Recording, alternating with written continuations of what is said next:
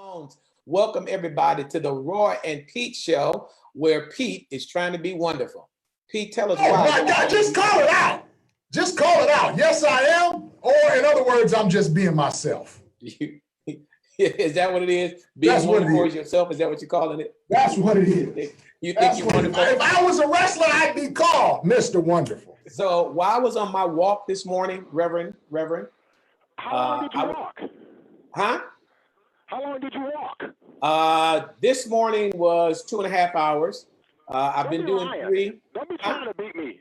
Don't be trying to beat me. Don't be Well, lying. I'm actually not trying to beat you. I'm in competition with me. So I'm on a summer stomach regimen, as you know, and it's getting very close. Sata. Come on, somebody. It's getting very close. And so I am going to keep doing what I'm doing until I have reached my goal. Heaven is my you. But as I was out walking this morning, and it is very good. I like to get my mind clear. I like the prayer and the listening to the word, and sometimes the returning calls, or even doing Zoom calls and stuff on the walk. It's great that 3 hours is not just me out there doing nothing. So it's always a very productive time, very refreshing time as well. So I figured that, so let's see. Let's say this is your house, right? This is your house, right? And you live on a little street like that, right? And the street goes out here, okay? So what is it? In about 3 hours, once you get to the corner, you get to the corner with the little short legs?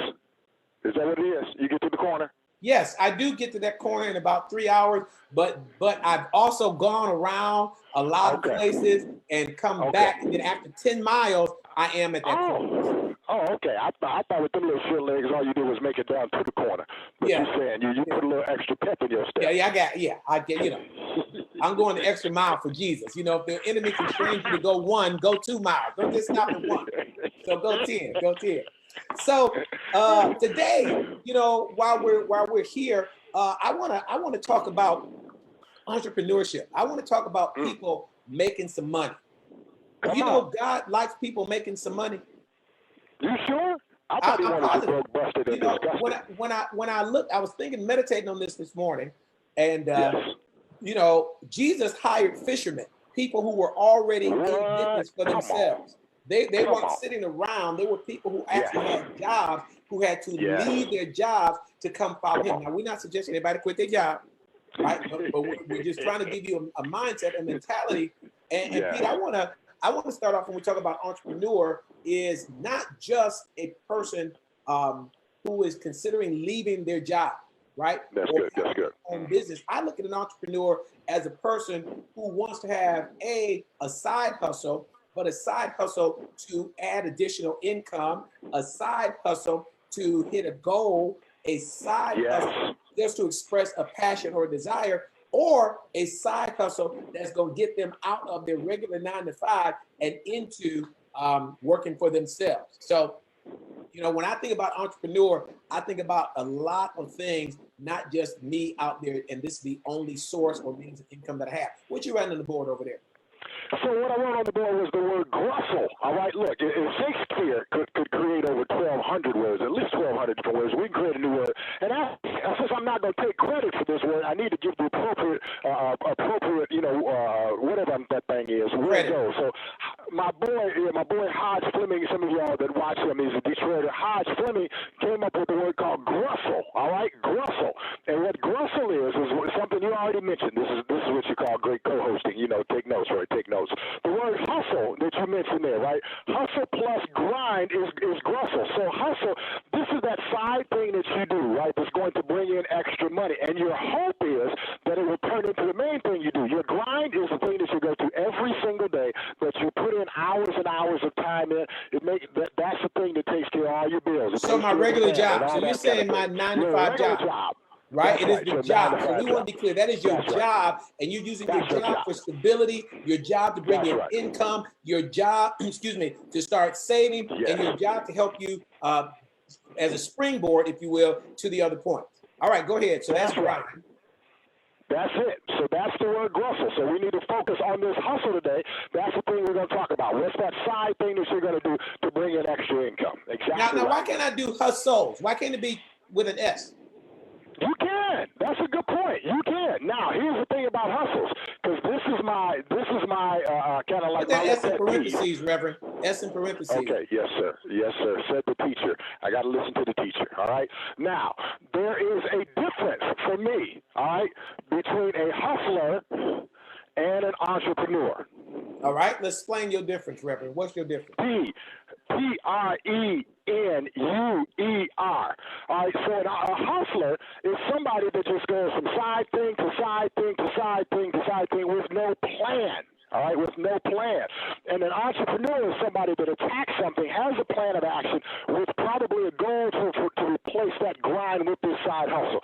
But a lot of times what we do is we go from hustle to hustle to hustle to hustle with there's no like connection in between. There's no connection, and also no thread in between the different things. Like, for instance, if you find that you have a skill at sales, right?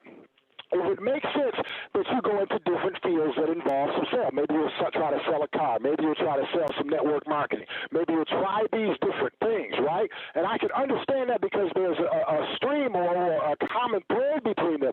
But a lot of times, I have seen over my life, I've seen a brother, I saw a brother, he opened a shoe shine stand in the ghetto, right, in the ghetto. So not many customers there. Then he went from there to opening a resale kitchen equipment, he opened a business reselling kitchen equipment, all of these different things, and there was no common thread between them, right? And so I believe that like, for instance, if your skill is teaching, right, try different hustles that involve teaching, involve that gift that's in you coming out, right? Or if there's just some side love that I just absolutely love this thing, I want to do this, then I can see that as well. But don't just bounce around between things that are completely unrelated, if that makes sense. So part of that, what you're saying, let's break a little to unpack some of that. So one thing I hear you saying is that hustlers hustle. Like all they're doing is they're out there really grinding, additional grind just to try and make ends meet, maybe additional grind, trying to do stuff together, but there's no long-term plan for how and what they want to try and do with that, right? That's good. And that's a way to put it, additional grind. And we've seen this over the years. You'll see people, for instance, you'll see somebody who does, who will do some real estate, right? And then and some of this is when you're figuring life out, right? You see somebody, okay, I'm going into real estate, and then I'm going to go into network marketing. I'm going to sell some Amway, and then I'm doing this.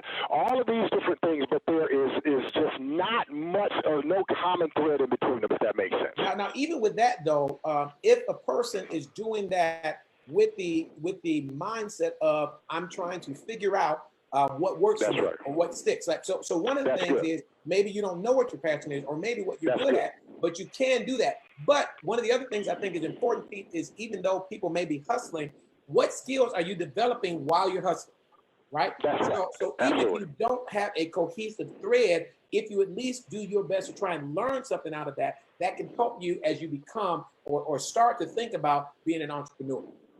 Gotcha. And what helps with that, and we'll talk about that as well, what helps with that is educating yourself along the way. Reading, constantly reading. One of the things, this is one of my manuals, right, from a company called EOS. It's Entrepreneurial Learning System, right?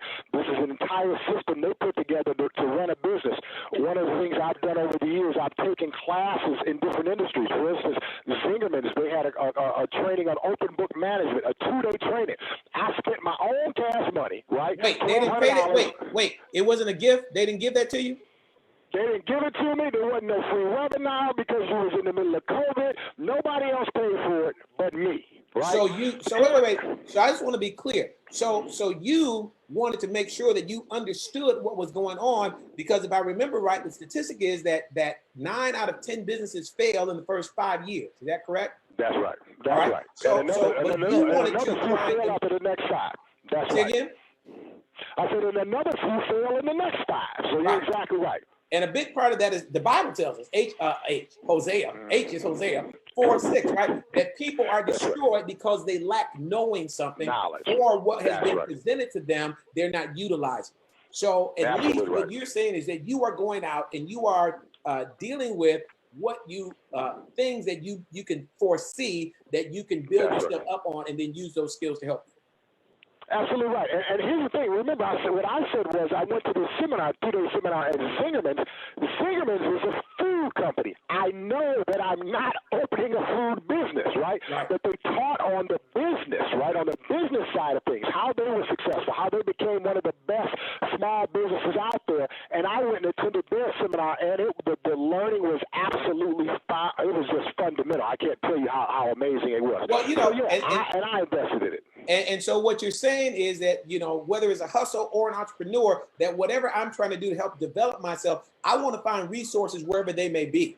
I remember one of the best books I read is called The 5-Star Church. And The 5-Star Church was based on, guess what industry? Which one? The hotel industry. The Ritz-Carlton, that's good. Right? That's the Ritz-Carlton had, that's considered the apex, right up there, one of the premier properties in terms of hotel properties. And so this was based off of, or many of the principles were based off of that 5-star quality. How would Ritz-Carlton treat its customers? Then it went to Disney. They looked at Disney. How does the funnest place on earth keep people coming from all over the world all the time? So the mentality is that although I'm going to be doing it in my church, in my business, in my life, whatever it is, I need to get these 5-star principles and start living as a 5-star individual. That's awesome. That is amazing. And that's the kind of thing that has to be done if you're going to shift from just somebody that goes out and is a hustler to being an actual entrepreneur so that you can generate enough money on your side hustle, right, to replace your main job or grind if that is the goal. You have got to go out and get I'm just saying, the way you define hustler, I don't even know that I want to use side hustle anymore. I mean, I think we should distinguish that between people who are just doing something that, with no plan, let's call them hustlers, right? As opposed to a person who's an entrepreneur who is trying to reach some goal based upon this set of series of jobs or businesses or learnings or whatever tools they may be using. Absolutely. No, I'm with you. That makes perfect sense. And one of the, I know you're going to hit that too, but one of the purposes of us, digging into books and learning while you're trying to make this shift into being an entrepreneur is the reason you read books is one of the things that you talk about all the time. It's exposure to new ideas. You need to have exposure to new ideas. You need to learn different things, and that is the reading is one of the big keys to doing that. Exactly right. Well, since you brought that up, we might as well hit that point. Leaders are readers. If you check out top CEOs around the country, they spend time every day reading. They have a number of books that they try and get through each month. And they may not get through, it may be audiobooks, but many of them are actually sitting down reading, circling. I'm the kind of person, I like audiobooks, but I prefer a book in my hand where I can underline, highlight, write my notes in the sleeve. And then come back to that a year or so later. But if you're going to be a leader, an entrepreneur, a hustler, whatever, and you want to be better at your craft, you are going to have to spend some time reading. Libraries are closed right now, but when libraries open back up, you can go and read most things for free, right? It doesn't cost you anything but a library card, Scribd, like you can get that online. Pete's going to talk about a few of those in a minute, but leaders are readers. Now, Pete, while you're finished writing that down, I'm going to make this disclaimer because we don't want to get sued. Pete and I are simply expressing our opinions based on our experience, our thoughts, and our opinions. You have the responsibility to make the decision on your own, to seek competent professional help, and not just go on what we're sharing here, though this is good information. All right, back to you, Pete. This is good information. Exactly right. This is good information. One of the things that now it looks like I sped it because Audible is one option. Scribe is another option. Then even though, as you mentioned, libraries are closed, this is for the audiobook content, right? Even though libraries are closed, you can still log online, use your library card, and download audiobooks. So just as Roy mentioned, he likes a physical book. My preference is to listen to the audiobook, right? So I can just ingest more. It helps me so I'm not texting and reading and driving all at the same time, right? Thank God. We want to keep you alive. Can you write Hoopla, Hoopla up there? That is a. But I will do it. Hoopla is a service that I get through my library. I'm sure most libraries will have it, but you can get audiobooks, you can get listening series, you can get ebooks, you can get all types of things there. And then can you also write down for me Lynda, LYNDA.com. Lynda, LYNDA.com. Again, accessible through your local library. and they will give you access to this database. And Linda does all types of training. There's technical training. Linda, you can get Linda from the library? Yeah. Get out of here. I did not know that. So, I mean, I'm real familiar with Linda from years ago. I think Microsoft bought them. I didn't know that they allowed you to get it through the library. That is an excellent resource. Good job, Roy. Good job. Thank you. Thank you. I'm trying to help the people here. We want to help the people. Let me chime in on this one. One of the things I used to do, I didn't even know. I think the Lord obviously. Is that Maza? What is that? Magazaka? That's a magazine. Magazines. Don't you know you get more space on the board? Magazines, yes, but I'm standing over here, so I'm sure. But anyway, one of the things I used to do, and I realized it was a good idea, so it must have been from the Lord, right, is I used to go into the library, like on Saturdays or so, and just sit and read through magazines because I did not know what type of books to read and any of that kind of stuff. So what I would do is I would read books like Black Enterprise, like Forbes, like Fortune. I would just go through and read these different things and try to learn a little bit as I could. And, of course, those are all free. All that you have to do is invest a little bit of your time. So that's something. And maybe that's, when I was homeless as a young mite, that was about one of the only places that was open that my mom used to take me to was the library. So maybe that's where I got to start on that. So Good. So let's talk about a few things. So when we talk about people, however they want to bring in additional income, if they want to be a hustler, if they want to be an entrepreneur, whatever their thing is, let's talk about a few things that they might want to think about. So number one, I think you need to think about, what do you like to do? Right? We were talking about, passions, that people may not know what their passions are, but if you're going to expose yourself, maybe look at some things that you like to do, right? And when you settle on something that you like to do, sharpen the skill, right? Sharpen the skill. Don't just say, oh, I got that, because knowledge is increasing, I think, every 2 to 3 years now. And so you become obsolete if you don't keep your skills sharpened. So you want to make sure you're sharpening your skill. In other words, be great at what you do, right? And then be diligent and careful about your future, because you need to get these things there. So Pete, since you're writing on the board some of the things I want to get into, I'm gonna give you a list of 8 I think I have right here.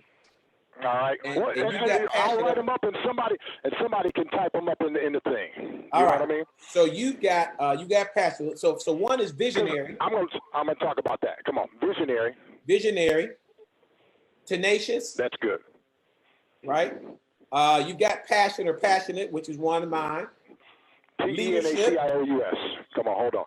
Tenacious. Tenacious. Yeah. Tenacious. Passion, you have leadership. Come on. Integrity. What else? Deal maker. Negotiator. And then the last one on my list is going to be communicator today, if we get all right. Go ahead, start talking. I'll fill these in. Well, you had all right. Well, you all right. Well, let's start with visionary. So let's go.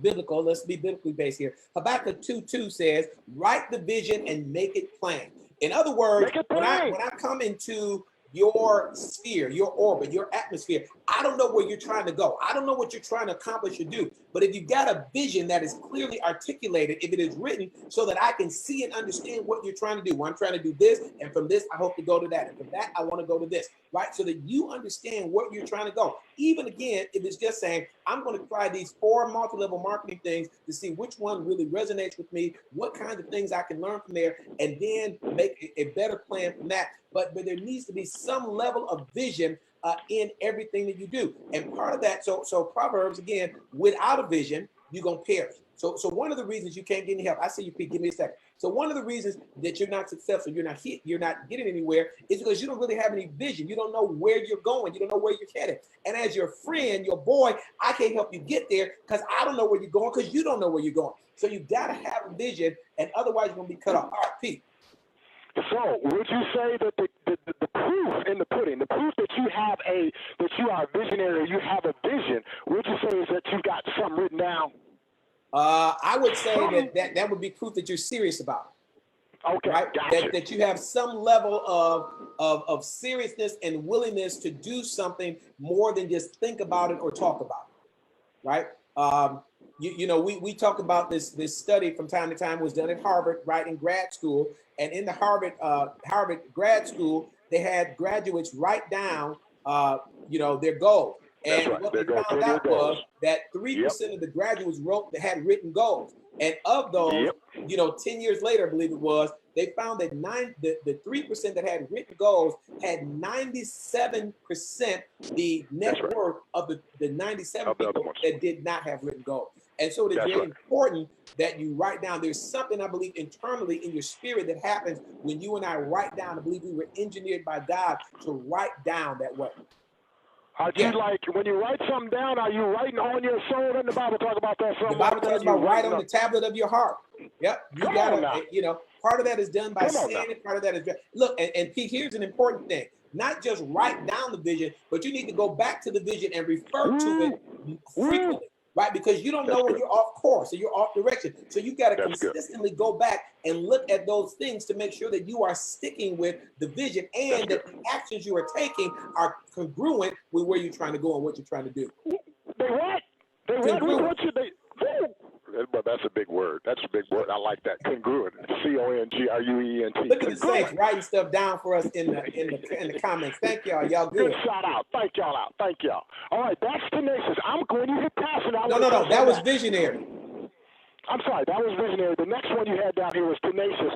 I want to touch on passion, so I'll chime in on that and let you fill in the blanks. Would you want to hit tenacious next? All right, I hit tenacious next because they're not in a particular order. We can teach them anyway. All right, so tenacious. I want to use Proverbs 24:10. It says, "If you faint in the day of adversity," come on, somebody. If you faint just because things get hard, your strength is small. Now, Solomon's not judging you, and he's saying, listen, what it is use it as a gauge and an indicator that just because things have gotten a little difficult, things have gotten a little rough, if you cave in, throw in the towel and quit, if you punked out, then what you know is that your strength is small. Yes, sir. But it didn't work. I put in my little $1,000 and it didn't work. It didn't work. But here's what the Bible teaches. One of Bishop Ben's favorite things. So you go and you dig around that thing and you work on it for a discipleship cycle of 3 years. You work on that thing, you improve your skill set, you improve your knowledge, you improve your network, you improve all this, your abilities and skills, and then you get in there and work it for 3 years, and then if it's not there, you can consider maybe throwing in the towel, caving in and quit. But big thing, one of the big things that you just gotta be tenacious. You gotta be stubborn with this thing. Here, Pete, here's one of my favorite quotes that I learned a long time ago. You were a little fella. Come on. It says this, that a big shot is a little shot that kept shooting. Yeah. Let me say that again. Think about that. A big shot, somebody you consider a big shot today, was once a little shot that kept shooting. Good. Right? One of the things I want to chime in on this one. This is I call this my master copy, right?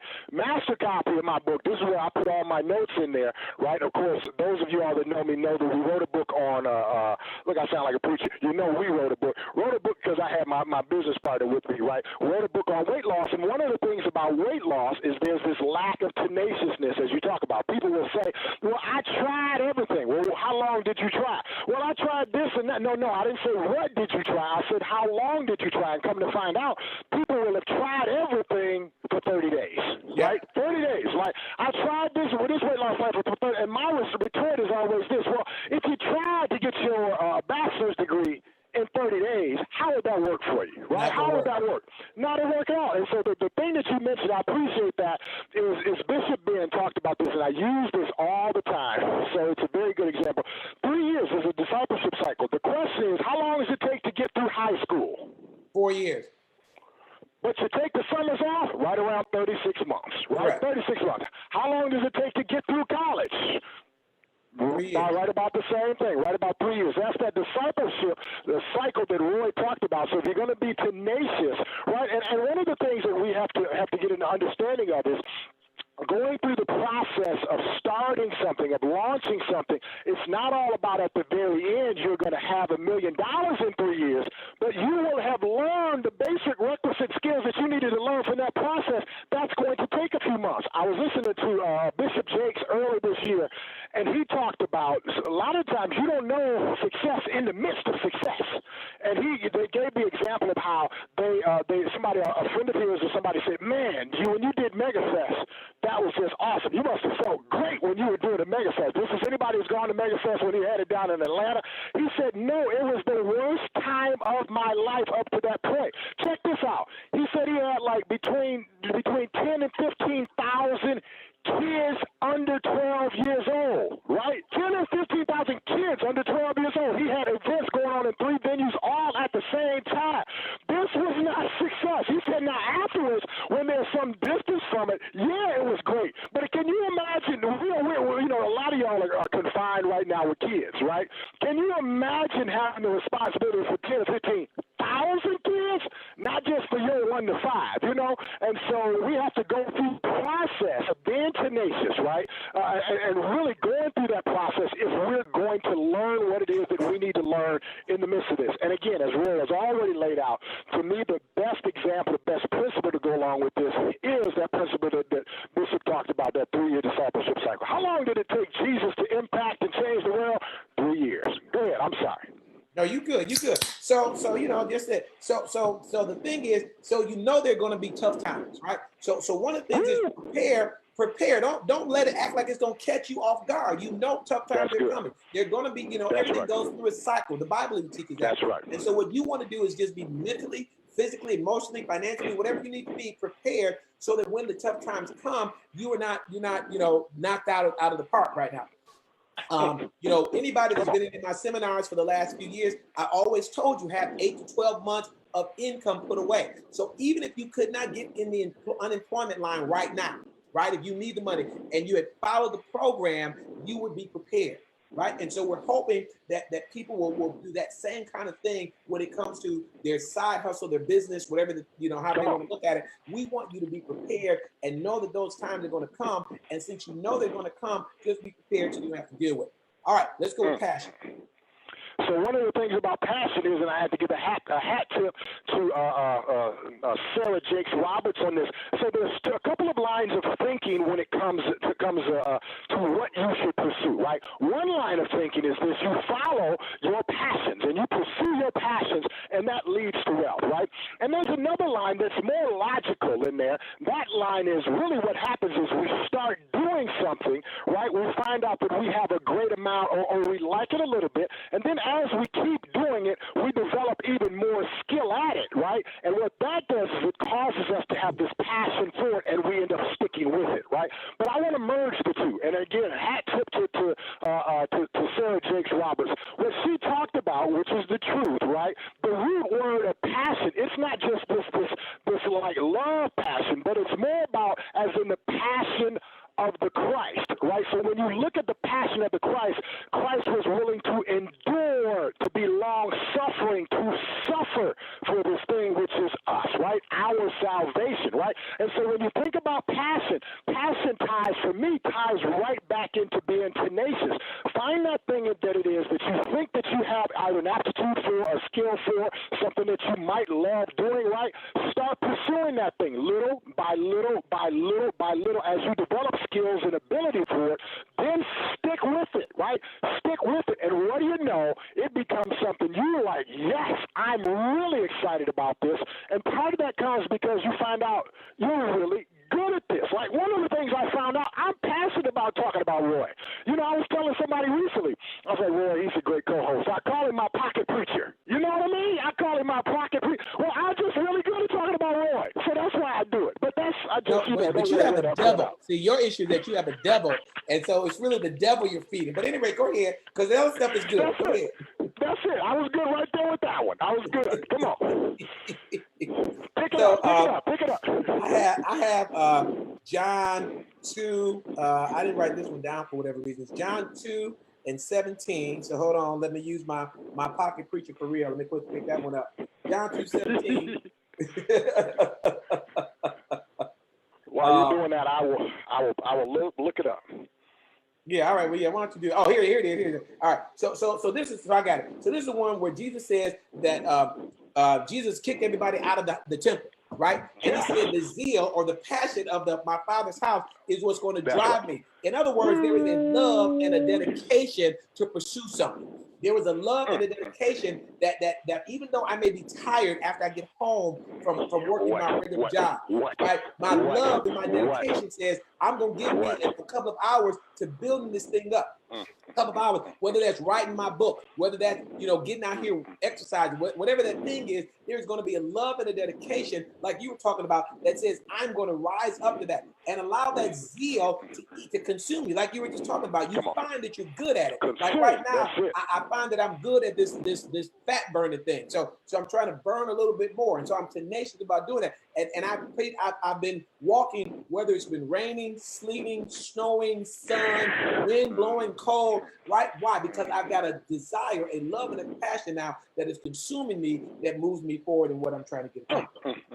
And that thing right there, I like that. That's from the NIV. It says, his disciples will remember that it is written, zeal for your house will consume me, right? Yeah. And that zeal, what happens is that zeal, that passion has to consume you, as you said, when you're tired, right? Because, again, we talked before about having your grind, your normal job. But can you spend extra time on this side hustle to turn it around? You've got to have that passion. You've got to have that, because that thing is going to consume you when you're tired, right? One of the things when I wrote my book, for me the big key was I'm not a writer, right? So I had to have a great partner, great teammate. Randall Bonser was my ghostwriter on the book, right? And so, but what I needed to do is I needed to get the first version out of me, right? I needed to dictate that, and it was based upon all the work that I had put in years before creating an entire course on weight loss. Now, the course, this was the thing that I actually put the work in and wrote and all of that. And you know when I did this? Now, first of all,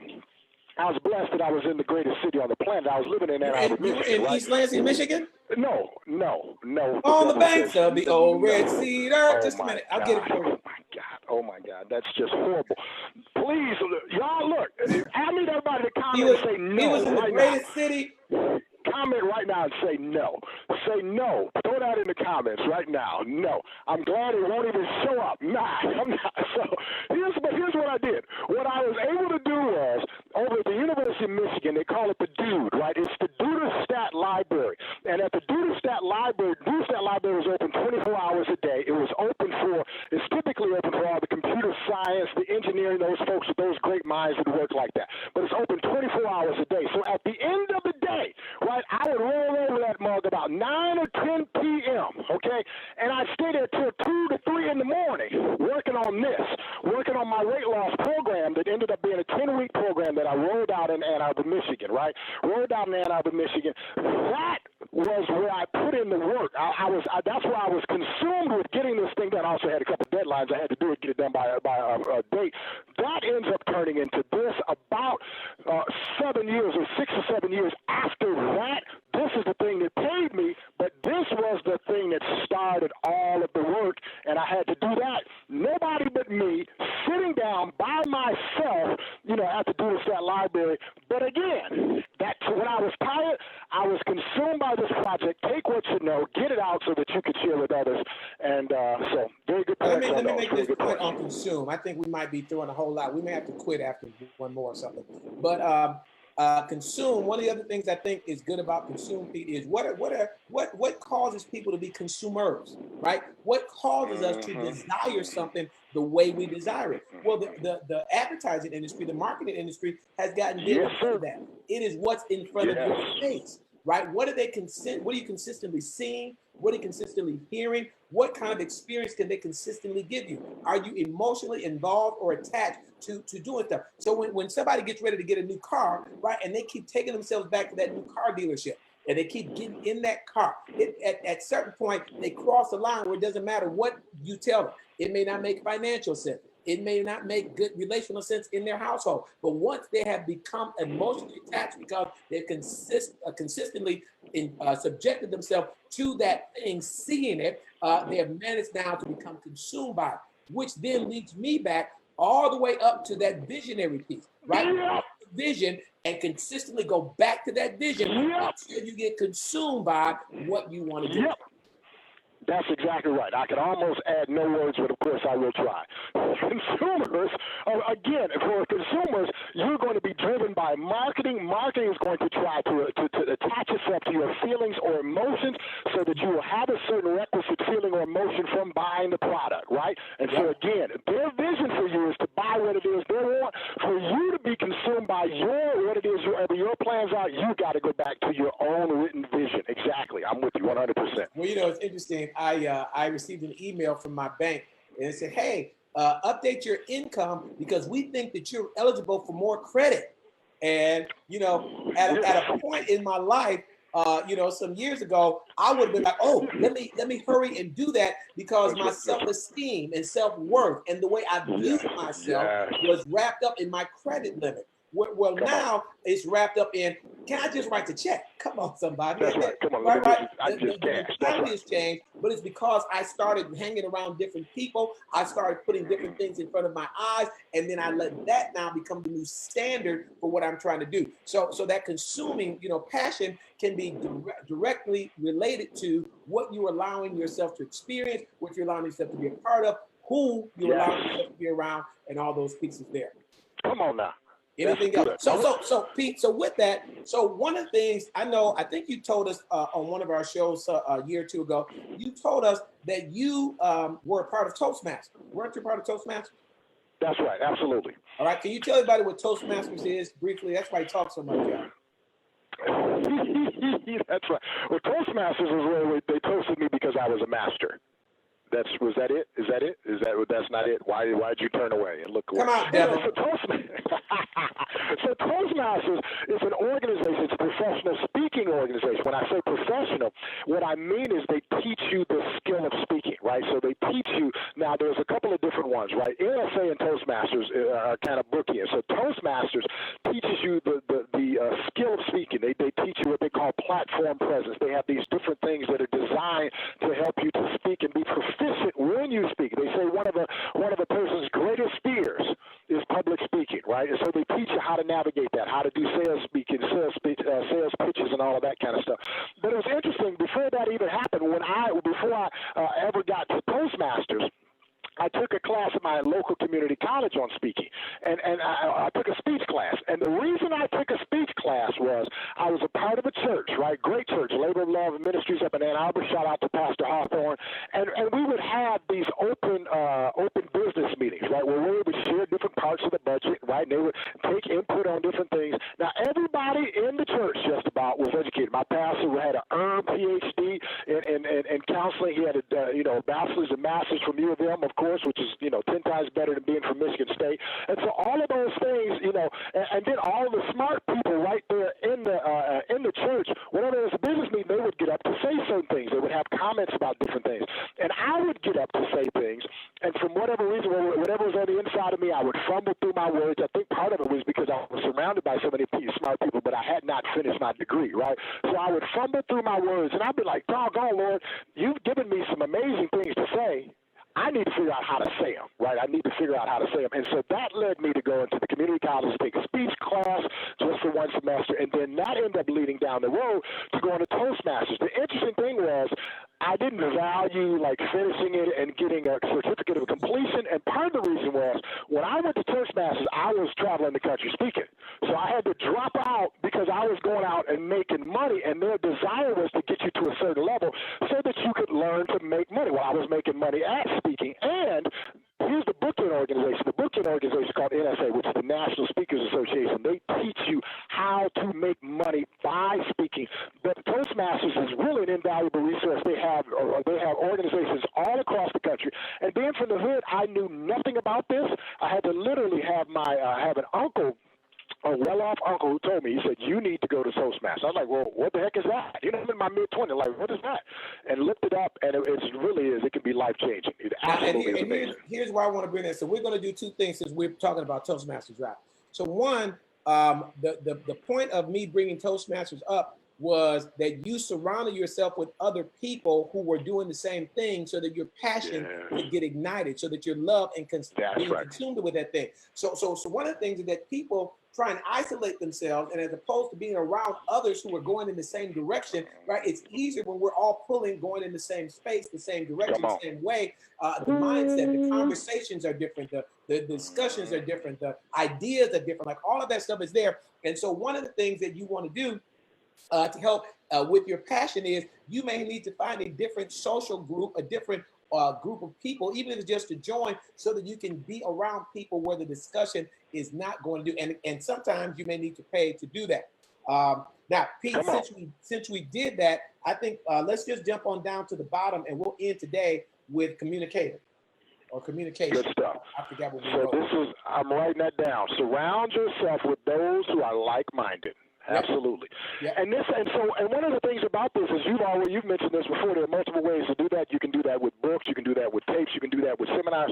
You may not be able to do that on a daily basis, meaning in your office environment. You may not have people who have a high level of passion for the same things you have, but you got to get around them, right? You got to get around them. I've got one of the things, because I've done real estate in the past as well, one of the things that I keep my hands into is going to real estate seminars. There's a great commercial real estate group that meets over in Southfield a couple times a month. I try to make sure I get over there at least once a month. So come on, you got to surround yourself. All right. So the other one you said you would want to touch on. Let's jump down to the bottom. Let's do communication. Communication or communicator. Go ahead. Yeah. So again, if you are going, you did a great job, honestly, just right then talking about the benefit of being a good communicator. Right, and anytime you say something about positive about me, of course we know you're telling the truth. So you said truthfully, but I know you're being. All that other stuff was a lie. So of course you're telling the truth. Of course. Why isn't it you need Jesus so bad? It's so bad. I know you go to church. I just want you to let the church get in you. Hallelujah. Get in all the way in me. All the way right? in me. But if you're going to be a person who is making money by doing something, you got to be able to communicate with people, right? And your communication needs to be clear. It needs to be concise. Others need to be able to understand you. They need to be able to appreciate what you're talking about. You mentioned Bishop Jakes earlier today, and one of the things about Bishop Jakes is that you want to make sure, but you're attracted to what he's saying. You appreciate the way he communicates. Right. When I look at Bishop Jakes, he's a great storyteller. Right. He's going to use a lot of words. He's going to be very descriptive. He's going to be very verbose, but he's going to walk you to a certain feeling. He's going to walk you to see a certain picture in your mind. You're going to be able to see the images, feel the emotion. He's going to draw you in with that. And because you appreciate what he's doing, people are able to connect and deal with that. And it's because he has developed his skill as a communicator. Absolutely. So touching base, we'll use Bishop Jakes, of course. Bishop Jakes has done 40-plus books, right? He's written 40-plus books. I think he's done over 12 different movies, right? And one of the things that you mentioned, Red, is the truth. If you read his books, there's a lot of words, and he talked about this. When he used to write his, people that would read it be like, why do you use so many words? Why do you say so much? And it's because that's his style, and from his style, he's developed an amazing amount of content in there. You know what I mean? So I completely agree with that. Now, here's the thing that you mentioned, right? Because a communicator, you need to be clear, concise, and what else did you say? You said something else. I said clear, concise. Oh, and you want to communicate so that others are able to understand you, right? Like that. That's the whole point, right? Because again, even if you write that vision and make it plain, the last part of that is so that they may run that read it. In other words, communication has got to be clear enough that when I get in contact with or come into the orbit of that communication, I can go. You mentioned MegaFest, right? So MegaFest was a huge undertaking. But MegaFest, I had Woman Thou Art Loose, right? So clearly there had to be communication that women, it's a family event, but women, we got you taken care of over here in Women Thou Art Loose. And gentlemen, 18 and over, we got you in Manpower, right? We have all of these different venues. And even though you may not want to get your spiritual groove on, we got Susie Orman over here. This is the one I went to, right? We got Susie Orman over here teaching finance. We got Steve Harvey in a comedy show. That live taping of Steve. I was at the live taping of Steve Harvey. That's why I was. Yes, sir. Yep. So you got all of those things there. Now, one of the greatest things, I'm going to talk about that, or at least this might have been a different one that I went to. But there was one. This one was also in Atlanta with Bishop Jakes, and he and Pastor Sarita came out on the stage. There were thousands of us. I don't know, 10, 15,000 at the Omni Center, I believe. Tens of thousands of us in this auditorium. And Bishop Jakes had just released He Motions that year. And so he got out and talked about he motions on stage, maybe 5 minutes, maybe went to 10. And then he said, okay, we've got an express sale for $30, right? That's and right. You can get this book and I think the CD maybe for $30. And there were ushers running around. Now, to the best of my show, if just 1,000 people, Pete, just 1,000 people bought that book, how much was that in 5 minutes? Well, I mean, that's a ridiculous amount. 30, well, just if it's $30 and 1,000 people, that's 30,000, right? So if 3,000 people bought it, that's almost $100,000, right? In just a few minutes, because he communicated clearly what he motions was about. And listen, when we want to build a business of any kind, you got to advertise, you got to do marketing, and you got to make it clear so that people know what they're expecting when they come into your orbit in your space. Absolutely. One of the things that you mentioned, again, clear, concise, and understandable. We talked about Jason. The thing that you mentioned before, I want to make sure that we hit that, right? You attract what you appreciate, right? What you appreciate. So we've used this before. I think we've used this before. Like, it's probably not a good idea to hate on Benny Hinn when you need healing. Right. It's probably not a good idea, right? Because I know personally, my boy was telling me about somebody who has gone to his services and was healed, right?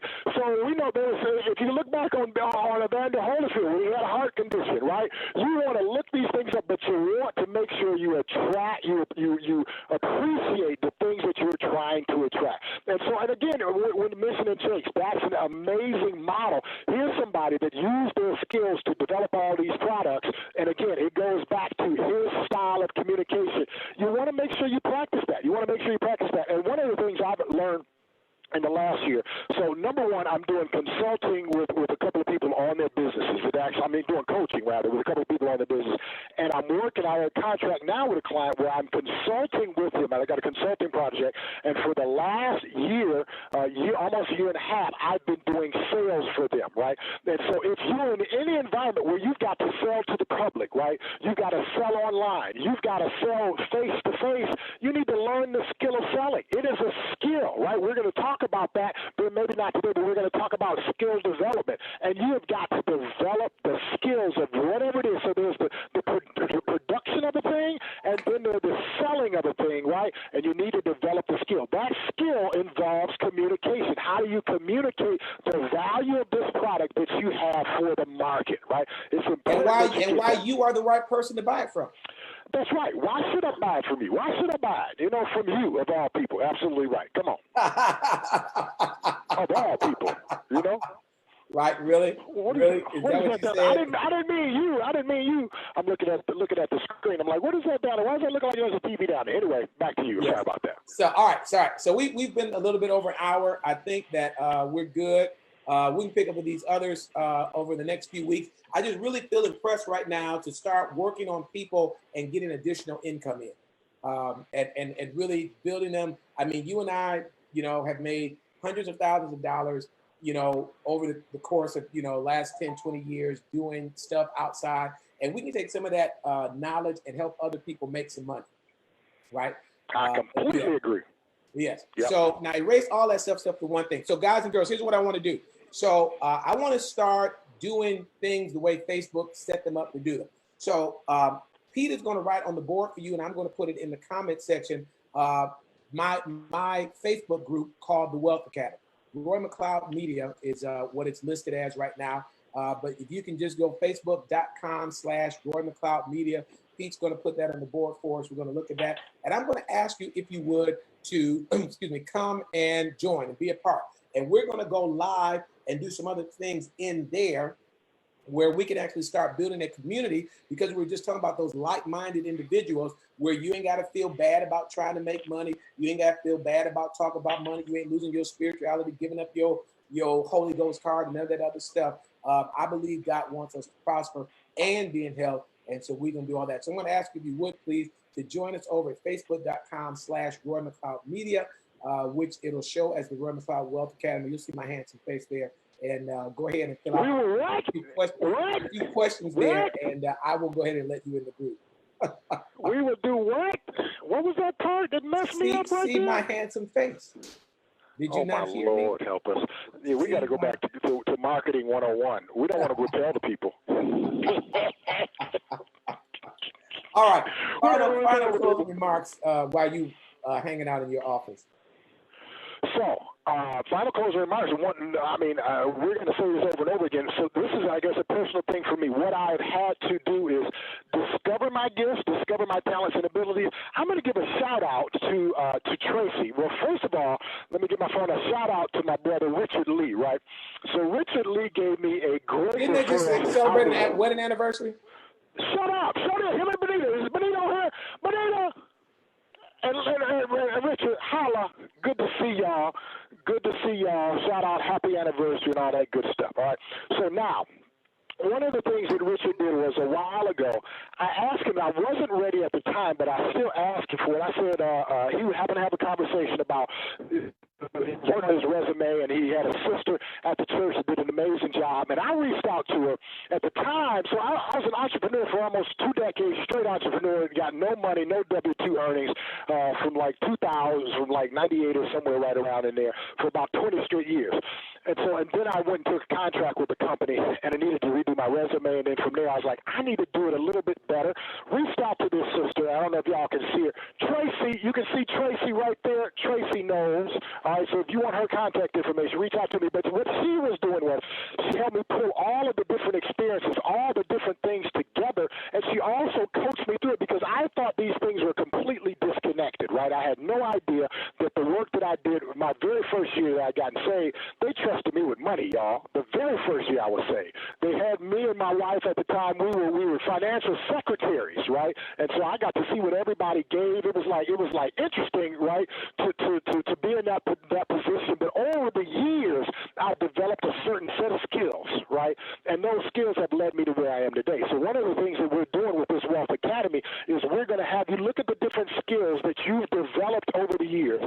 Have you to figure out what your passion is, but not just that, but literally give you some practical advice so that you can start to pursue your passion to bring in wealth. Because for one thing we know, in these uncertain times, you don't know whether or not your regular grind, remember we talked about that, your regular job, whether it will be there. So you need to be making sure you're paying attention to and developing all of these other skills so that you can take care of you and your family.